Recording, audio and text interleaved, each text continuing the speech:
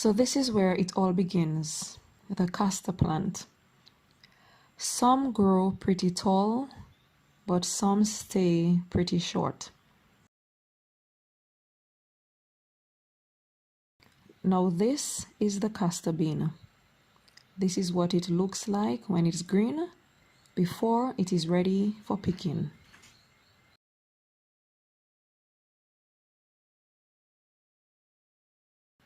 When it is ready to be picked in order to dry and shell, this is what it looks like.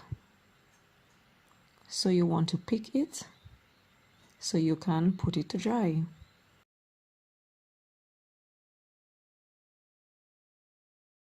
This is the castor pod. As you can see, there are some green ones and some dry ones. In order to get to the seed on each of those pods, we need to put it to dry so it can burst open. Each of these pods have 3 seeds each on the inside.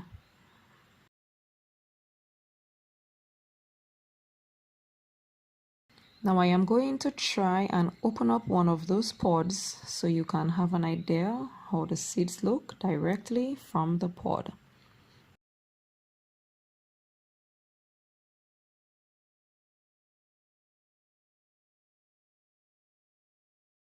Now if you are not careful, that seed will run away from you and you just might not get it back.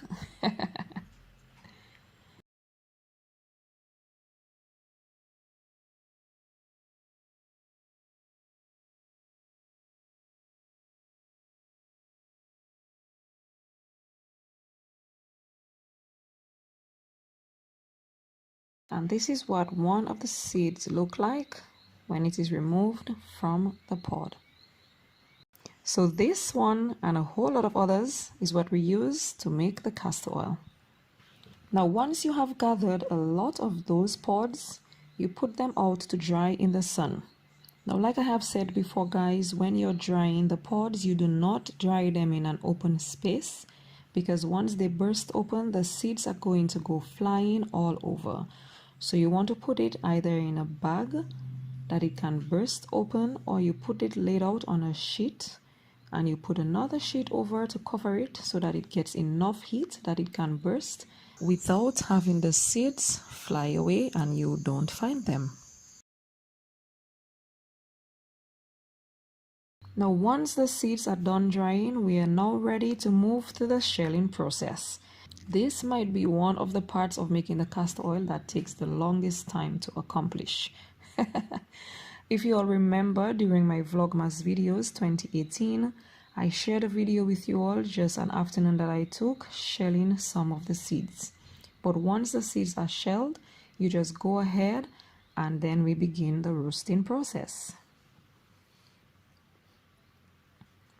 Now for the minimum batch that we make for roasting, we use about 3 pounds of the beans to 3.5 liters of water. So we're using those beans and we're going to roast. Now when roasting, you roast for 3 to 5 minutes to ensure that it gets enough heat that when you grind, it goes into this nice smooth paste. Now you know that it has been ground into a perfect paste when you look on the grinder and you can see all the little oils oozing from the paste.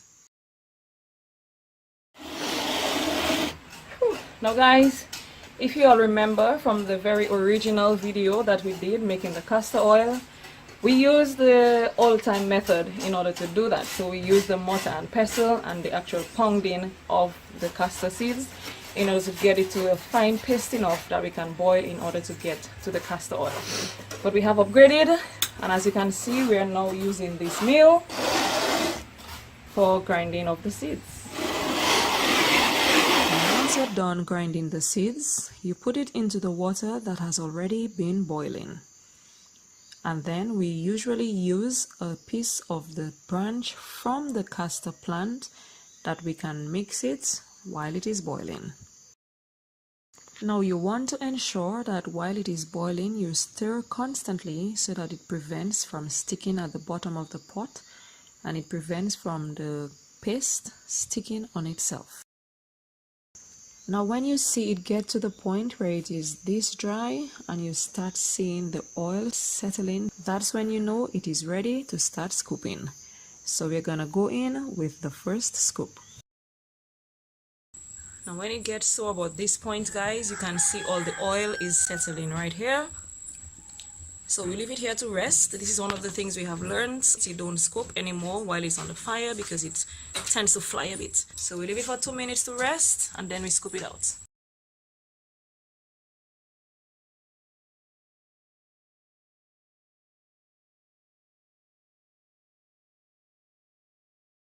When we are done scooping all those batches, we then add them together so that we can do one final scoop. So we set it onto the fire, let it boil a little further so that some of the carcass and the debris can settle at the bottom. Now you know that it is ready when you dip the spoon and you see that there is this beautiful golden brown color. You then take it off the heat and move to the final scoop.